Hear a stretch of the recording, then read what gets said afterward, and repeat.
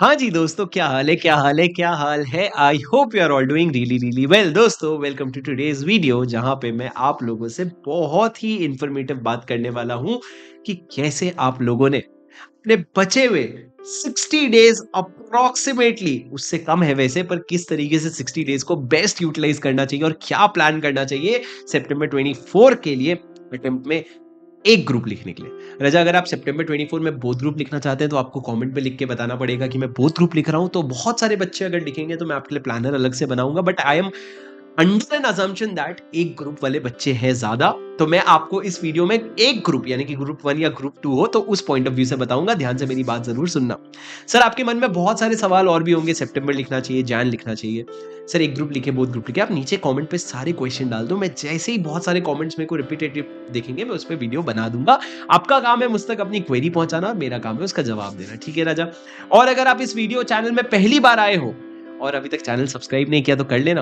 और अगर दूसरी बार आए हो फिर भी नहीं किया तो नालायक हो तुम जो अभी तक सब्सक्राइब नहीं किया। बहुत सारे वीडियोस आएंगे, you should not miss any of them. अब हो गया। अब मैं आपको एक मुद्दे की बात पे आता हूँ।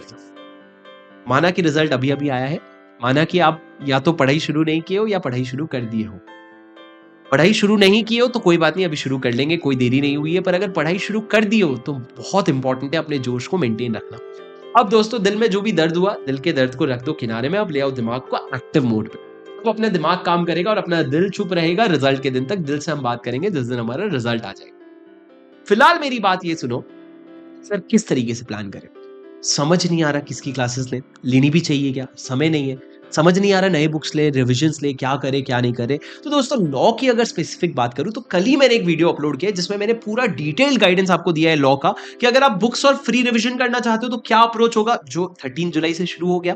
और अगर आप क्लासेस करना चाहते हो तो एग्जाम ओरिएंटेड का पूरा शेड्यूल है 30 दिन का, वो भी 13 जुलाई से शुरू हो गया। By mid of August you will be completely free. पर सर ये वीडियो उनके बारे में नहीं है, वीडियो है ओवरऑल प्लानर के बारे में। दोस्तों, मैं आपको बताना चाहता हूं, अगर आप एक अंदाजा लगा करके अगर आप 15 जुलाई से भी गिनोगे, 15 जुलाई से भी अगर गिनोगे, तो आप देखो जुलाई के 16 दिन हो गए, अगस्त के 31 दिन हो गए और आपके सितंबर के 8 दिन ले लो, क्योंकि उसके बाद के 3-4 दिन जो है वो आपके फर्स्ट पेपर के पढ़ने में चला जाएगा। और आपका पेपर शुरू हो रहा है 12 से, if I am not wrong. Sir आपके टोटल कितने हो गए? आप टोटल देखोगे 55 डेज हो गए लगभग। चलो मान लिया 60 दिन, फॉर इजी कैलकुलेशन मान लिया 60 दिन। ठीक है।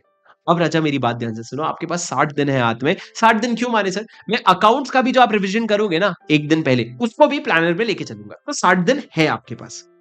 अब सर 60 दिन में आपको ये समझना है कि एक दिन में कितना पढ़ूंगा तो मेरे पास टोटल कितने घंटे आएंगे।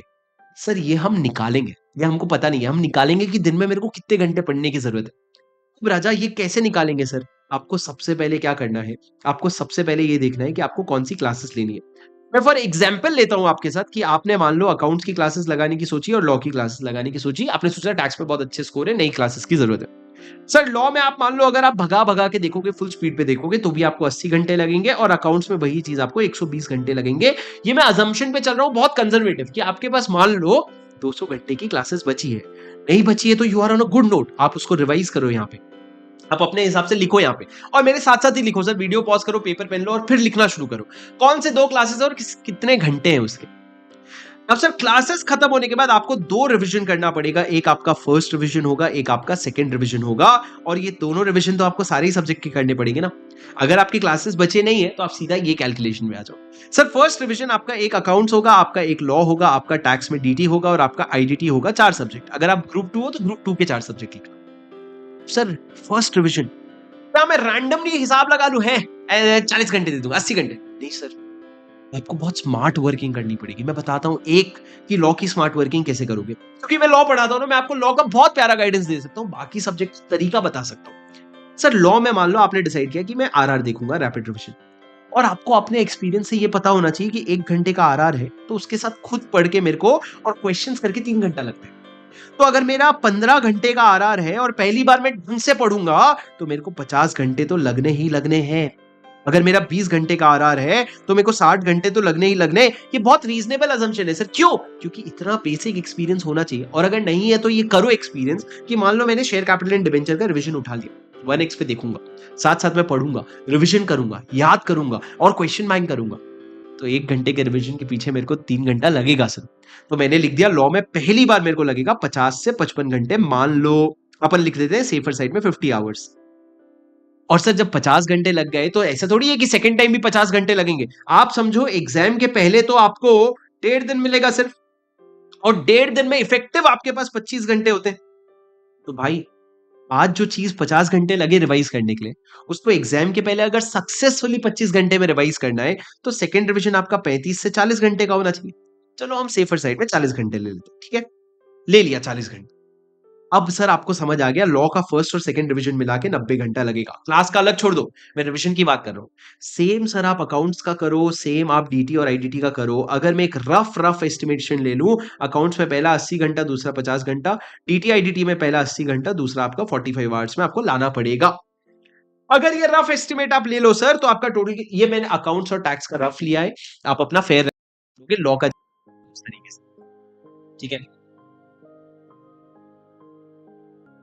अब आप आगे की ये चीज समझो सर कि आपने एस्टिमेट तो ले लिया, अब टोटल कितना आया आपका। आपका अकाउंट्स मांग रहा है 130 घंटा, रिवीजन का लॉ मांग रहा है 90 घंटा, और डीटी मांग रहा है आपसे 130 घंटा, ये भी लगभग ले लो। तो टोटल आपसे 300, 260 और 350, 350 घंटे तो आपका रिवीजन का है भाई। और मान लो ऊपर के आपके 200 घंटे क्लास के हो गए, ये आप अपना बना रहे हो, 200 घंटे आपकी क्लास के हो गए, तो आपका कितना हो गया सर टोटल 550 घंटे। और भैया दिन प्रोपोर्शनेटली कितने हैं आपके पास, मान लो 55 डेज एग्जैक्ट अगर लेते हो तो आपको दिन में 10 घंटा पढ़ोगे, तब जाके सर आपके पास एम्पल अमाउंट ऑफ टाइम है जहां पे आपने एमटीपी, आरटीपी और मॉक टेस्ट लिखना, ये सब तो कुछ कंसिडर ही नहीं किया है। मतलब आज से 10 घंटे पढ़ोगे तो जाके आप अपना सिलेबस टाइम पे खत्म करके एग्जाम देने के लिए फुल रेडी होगे। अब सर मैं आपको बताता हूँ क्या करना है। ये तो आपने फिगर आउट कर लिया दिन का कितना घंटा पढ़ना मैंडेटरी है। अब सुनो सर कुछ प्रो टिप्स। सबसे पहली चीज, सर सितंबर एग्जाम लिखने जा रहे हो ना, मेरा एक ही रिक्वेस्ट है आपसे, एक ही रिक्वेस्ट है आपसे, leave no stone unturned, leave no stone unturn, मतलब अपने तरफ से कोई भी कमी मत छोड़ना। बस यही तुम्हारा टारगेट होना चाहिए। अरे समय कम था, रिवीजन नहीं हुआ, अरे समय कम था, नहीं पढ़ पाया, घंटा एग्जाम मत लिखने जा भाई, छोड़ दे। नसीब पे क्या जाते हो, नसीब पे जाके एग्जाम, नसीब पे रह के एग्जाम लिखने जाते हो और फेल होने पे आप अपने आप को दोष देते हो। किस्मत को दोष दो ना फिर। नहीं सर, अपन जब तक पूरी शिद्दत से, पूरी ताकत से तैयारी नहीं कर लेंगे, हम एग्जाम लिखने नहीं जाएंगे। तो हम एग्जाम लिखने जाएंगे और हम तैयारी भी ताकत से करेंगे, ये तो मैंने ठान लिया भाई। अब आगे की बात बताओ सर। तो आगे की बात ये है राजा, आप जब अपना हिसाब लगाओगे ना, आपको समझ आएगा दिन में मेरे को मिनिमम 8 घंटा और मैक्सिमम 10 घंटा पढ़ना है, और ये मेरा प्रोडक्टिव आवर्स होना चाहिए। लोगों को नहीं समझ आता ये प्रोडक्टिव आवर्स, ये सिटिंग आवर्स नहीं, ये प्रोडक्टिव आवर्स होना चाहिए। सर प्रोडक्टिव का मतलब समझो राजा। मैंने डिसाइड किया, मैं लॉ का 90 आवर्स का क्लास दिया मैंने, मान लो। अब सर एक बात समझो, मैंने सोचा 90 घंटे की क्लास है, मैं दिन में 3 घंटा पढ़ूंगा और मैं 30 दिन में खत्म कर दूंगा, ठीक है। अब सर दिन में 3 घंटे का आपने प्लानर बनाया कि डे 1 में मैं ये 3 लेक्चर देखूंगा, डे 2 में मैं ये 3 लेक्चर, डे 3 में ये 3 लेक्चर। तो अच्छा कभी ऐसा दिन होगा जब आपने डे 1 में 3 घंटे का काम 1.5 घंटे में कर लिया, क्यों? चैप्टर इजी था सर, चैप्टर इजी था और आपने जल्दी निपटा लिया। किसी दिन ऐसा होगा डिफिकल्ट चैप्टर आएगा, 3 घंटे का काम आपको 5.5 घंटा लग जाएगा। ओ हो। अब सर आपको समझना पड़ेगा that you will have to use your time judiciously. Sir यहाँ 1.5 घंटा लगाना, तो आपको समझना पड़ेगा आज जो 1.5 घंटे मैंने बचाए हैं ये मेरे को आगे काम आएंगे, तो आपको ये 1.5 घंटे भी यूज करने पड़ेंगे। पर सर यहाँ पे 3 घंटे का 5.5 घंटा लगाना भूल जाओ, आपको इसको 3 घंटे की ही पढ़ाई माननी पड़ेगी। 2.5 घंटा आपको अपने टाइम पास में से, नींद में से, इधर उधर से हटाना पड़ेगा। मतलब सर हर दिन का हिसाब किताब उसी दिन क्लोज करके जाओ। ऐसा नहीं आज का दर्द कल, आज की खुशी कल, नहीं भैया, आज की खुशी आज, आज का दर्द आज। क्या मतलब सर, जब तुमने 3 घंटे का काम 1.5 घंटे में किया ना, तो तुम सोचो 1.5 घंटे का ही काम किया, 1.5 घंटे का और बचा है की सोचिए। और जब तुमने 3 घंटे का काम 5.5 घंटे में किया ना, तब भी यही सोचो 3 ही घंटे का काम हुआ है, 5.5 घंटे तो मेरी गलती थी। उसी दिन ज्यादा पढ़ो, इससे बैलेंस आता है सर। कहने का मतलब ये है, आप सर रोज प्लान बनाते हो, उस प्लान को एग्जीक्यूट करने की कोशिश करते हो और एग्जीक्यूशन में फेल हो जाते हो, फिर प्लान बनाते हो। मैं आपसे क्या कह रहा हूं, बहुत ज्यादा प्लान बनाओ ही मत, एक बेसिक प्लान बनाओ और टारगेट सिर्फ ये करो कि I will use my every hour. Every hour मतलब क्या सर, आज 15 जुलाई है, तुमने डिसाइड किया कि मैं टाइमर कैसे डिसाइड करते हो तुम कि मैं सुबह 6 बजे से लेकर के 9 बजे तक पढ़ूंगा, फिर मैं 10 बजे से, मैं आपको रफ आइडिया बता रहा हूँ, 1 बजे तक पढ़ूंगा, फिर मैं 2 बजे से लेकर के 5 बजे तक पढ़ूंगा, जिसमें मैं बैठूंगा 3 घंटे, पर मेरी पढ़ाई सिर्फ 2 घंटे की होगी, दोपहर का टाइम है। फिर मैं फ्रेश होकर के 5:30 या 6 बजे बैठूंगा और 6 बजे से मैं 9 बजे तक पढ़ूंगा। ये 3 घंटे हो गए सर, ये 3 घंटे, ये 3 घंटे, ये 3 घंटे, आपने टोटल 11 घंटे का शेड्यूल बनाया। अब मान लो सर आपने सोचा था सुबह सुबह मैं लॉ पढ़ूंगा 6 घंटे फॉर एग्जाम्पल, या सुबह सुबह आपने सोचा टैक्स पढ़ूंगा 6 घंटे, पहले डीटी फिर आईडीटी। पर सर फॉर सम रीजन सुबह डीटी नहीं घुस रहा है दिमाग में, मन नहीं कर रहा है, उस दिन आपका कोई ऐसा चैप्टर है जो आपको लग रहा है नहीं यार, नहीं यार, आपने आधा घंटा कोशिश किया, नहीं हुआ, सर आपके हाथ से आपका समय, जो 6 से 7 का समय है ना, वो निकला जा रहा है, you will have to use that. 30 minute में नहीं हुआ, स्विच करो, आप चाहे अकाउंट्स आपके दिन में आज है ही नहीं प्लानर में, अकाउंट्स में जो भी आपका फेवरेट चैप्टर है वो उठा करके पढ़ लो। आज सर टैक्स का मन नहीं हुआ, आज कुछ और चला जाएगा दिमाग में।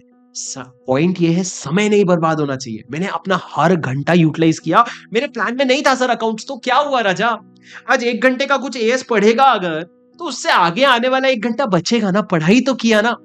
हाँ, रेपिटेशन मत करना कि सुबह भी एएस वही वाला पढ़ा था, शाम को भी एएस 10 पढ़ रहा हूँ, बहुत मजा आ रहा है। अरे नहीं भाई, लॉजिकली सोचो, काम ये है आगे बढ़ना है। सर आपका सिलेबस टैक्स का इतना है, लॉ का इतना है, अकाउंट्स का इतना है, आज आपने टारगेट किया था ये दोनों का, पर कभी कभी मन नहीं मानता सर, शिफ्ट हो जाओ, अकाउंट्स पे आ जाओ। तो कहने का मतलब ये है, सेव द आवर। आप अपने सामने स्टिकी नोट्स में लिख लो राजा, आपका एक ही टारगेट होना चाहिए, सेव द आवर। बस ये घंटा बचाना है आपको, नहीं तो घंटा बचेगा, या तो घंटा बचा लेना या घंटा बचेगा। समझ रहे हो तुम मेरी बात? तो सर कहने का मतलब ये है, योर टारगेट शुड, आप एक प्लानर बनाओ, नो डाउट। मैं आपको क्या प्लानर दूंगा, मैं आपको प्लानर में बहुत सारी जेनरिक चीजें भी बताऊंगा, पर आपका एक बेसिक प्लानर ये है, save the hour, leave no stone unturned. पूरी चीजें लिखो जो आपको करना है, कहीं भी कमी मत छोड़ना, कहीं भी शॉर्टकट मत ढूंढना राजा। थक गया हूं मैं तुम लोगों के शॉर्टकट ढूंढते ढूंढते। सर सुपर 50 दे दो, सुपर 100 दे दो, किस्मत इतनी झंड होती है ना कि भैया सुपर 50 जो करके जाओगे उसके खिलाफ 98 सेक्शंस वहीं से आएंगे जो पढ़ के नहीं जाओगे। सुपर 50, सुपर 30, सुपर 60 सब एक तुक्का है सर, काम कर गया तो ठीक, नहीं तो ठीक, उसके भरोसे मत बैठो। क्या बात करते हो यार, क्या कर लोगे अगर मैंने सुपर 50 दिया, नहीं आया, 98 में से आ गए, तुम मेरे को बोलोगे अरे शुभम सर की वजह से मैं फेल हो गया, क्या करेंगे फिर? फेल हो गए, पर फेल कौन हुआ? तुम्हारा रिजल्ट है ना। किसी और पे ब्लेम डाल के जीतते हैं क्या अपन? अपने आप पे ब्लेम डाल के, अपने आप पे डिसिप्लिन ला करके जीतते हैं हम। तो वो लाना है राजा, सब दुनियादारी को सब अलग कर दो, दुनिया में जो लोग आपके फेवर में नहीं है उनको मारो लात, और जो है उनको रखो साथ, और बोलो भैया मेरा एक ही फोकस है, सितंबर 24 clear my CA intermediate exam with the best possible marks.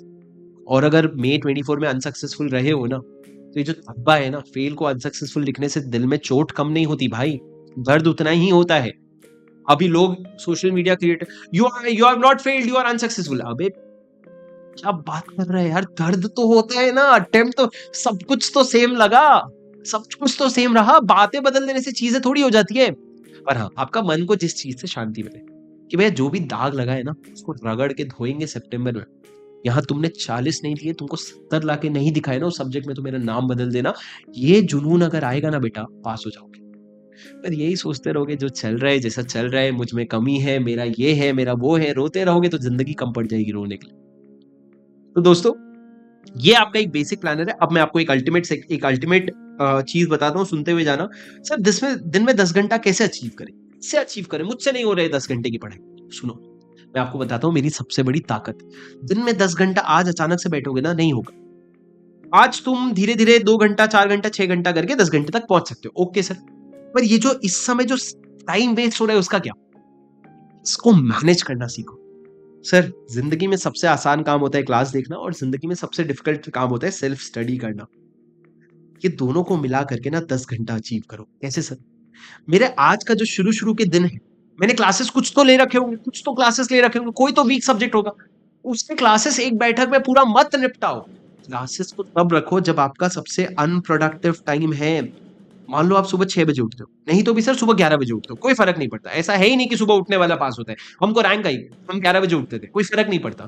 तुम्हारी पढ़ाई होनी चाहिए, बस दैट इज व्हाट मैटर्स। तुम्हारी रात के 2 बजे से सुबह 5 बजे पढ़ाई होती है, बैठो, दुनिया सो जाए उठे, हमको घंटा फर्क नहीं पड़ता। सर सुबह 6 बजे उठते हो फॉर एग्जाम्पल, सर 6 बजे तो आपकी बहुत एनर्जी रहती है, अच्छे मूड में रहते हो। 6 से 10 ना सेल्फ पढ़ाई कर लो। उसके बाद थोड़ा रिदम खराब हो रहा है, लेक्चर्स लगा लो। आप क्या करते हो 6 बजे उठते हो, मुँह धोते हो, लेक्चर प्ले हाथ में फ़ोन। नहीं भाई, अपने को क्या करना है, अपने को बैलेंस लाना है ताकि दिन में मेरा प्रोडक्टिव 10 घंटे का निकले। आपको एक बात बताऊँ, जब आप 3 घंटे पढ़ते हो ना खुद से, तो आप 3 घंटे की पढ़ाई करते हो। और जब आप 3 घंटे की लेक्चर देखते हो ना, तो आपका दिमाग सिर्फ़ 1 घंटे की पढ़ाई जितना थकता है। क्या बहुत बड़ी बात बोला मैं, तुम सुने नहीं लेकिन। 3 घंटे खुद से पढ़ते हो ना, तो 3 घंटे भर का दिमाग थकता है। पर 3 घंटे लेक्चर लगाते हो ना, तो सिर्फ़ 1 घंटे भर का दिमाग थकता है। अरे टीचर काम कर रहे हैं, तुम तो बैठ के टीचर एक एग्ज़ाम्पल को 3 बार समझा रहे हैं, तुम नहीं थक रहे हो। सोचो ना, 90 घंटे की क्लास का जब 15 घंटे में रिविज़न होता है, तो कैसे थके तुम 90 घंटे में? इसमें तुम 15 घंटे की थकान लग जाएगी तुम्हारी। तो सर फ़र्क ये है कि जब तुम दिन में 3-4 घंटा खुद से पढ़ रहे हो और दिन में 6 घंटे का लेक्चर लगा रहे हो, तुम्हारा काम 10 घंटे का हो गया, पर तुम थके सिर्फ 7 घंटे के हो। इसका मतलब क्या, तुम्हारे पास थोड़ी और एनर्जी है। ठीक है सर, हमारा टारगेट क्या था, सेव द आवर, वो हमने कर लिया। सेव द आवर वो हमने कर लिया। तो इस तरीके से प्लान करोगे, आगे चल के आप धीरे-धीरे क्या करोगे, सेल्फ को बढ़ाते जाओगे। एक दिन आएगा, लेक्चर्स खत्म हो जाएँगे पूरे और आपका सेल्फ 10 घंटे पे आ जाएगा और आपका समय भी बर्बाद नहीं हुआ। तो इसके लिए क्या करना है सर? ये मत सोचो कि मैं 15 अगस्त तक लेक्चर निपटा दूँगा, मैं 15 जुलाई तक। नहीं भाई, क्यों निपटाना है? मैंने 100 घंटा रख लिया ना। मेरा लेक्चर अगर 15-20 अगस्त को भी खत्म होता है ना, मेरे को फ़र्क नहीं पड़ता। मेरे पास लेक्चर बचे होने चाहिए मेरे अनप्रोडक्टिव टाइम के लिए। किसी दिन शाम को 6 बजे पढ़ना था सर, मूड खराब हो गया, अपने वाले से लड़ाई हो गई। तो कुछ नहीं, 7 बजे लेक्चर लगा करके बैठ जाओ, फोकस आराम से होगा। उन दिनों के लिए बचा के रखो, अनप्रोडक्टिव टाइम के लिए लेक्चर्स बचा के रखो, ठीक है? I think that was a very helpful advice. अगर आपको लंबा वीडियो था पर आई एम श्योर आपके लिए हेल्पफुल रहा ये। अगर आपके जो भी मन में क्वेरीज़ हैं, जेनेरिक क्वेरीज़ नहीं, कोई स्पेसिफिक क्वेरीज़ है, नीचे कमेंट पे ज़रूर पूछ देना। और वीडियो अगर हेल्पफुल लगा राजा तो मेरे को लाइक करके बता ज़रूर देना कमेंट पे, because your appreciation is my motivation. You tell me this is helpful for you, I will bring more such videos for you. But अभी उम्मीद है आपके लिए वीडियो हेल्पफुल रहा होगा। एक बार कमेंट पे लिख करके जाओ sir, I will score dash in September 24। Sir एक मैनिफेस्ट तो करो, एक मार्क्स, और उसको रिपीटेडली अपने दिमाग को बताओ। और कम नहीं मैनिफेस्ट करना, हर सब्जेक्ट में कम से कम 70 यानी कि 210 मार्क्स को बेयर मिनिमम मैनिफेस्ट करना। और अपने आप को बोलते जाओ 210 210 210 and you will secure it. ठीक है राजा। I hope this video was really helpful for you. For more such videos, do make sure that you subscribe to this channel so that आपको तुरंत नोटिफिकेशन आ जाए। और मैं मिलता हूँ आपसे अगले वीडियो में। Until then, take care, study well. This is your CA buddy Shubham single signing off. Keep going, यही हूँ मैं। ठीक है राजा, बाय बाय, सी यू।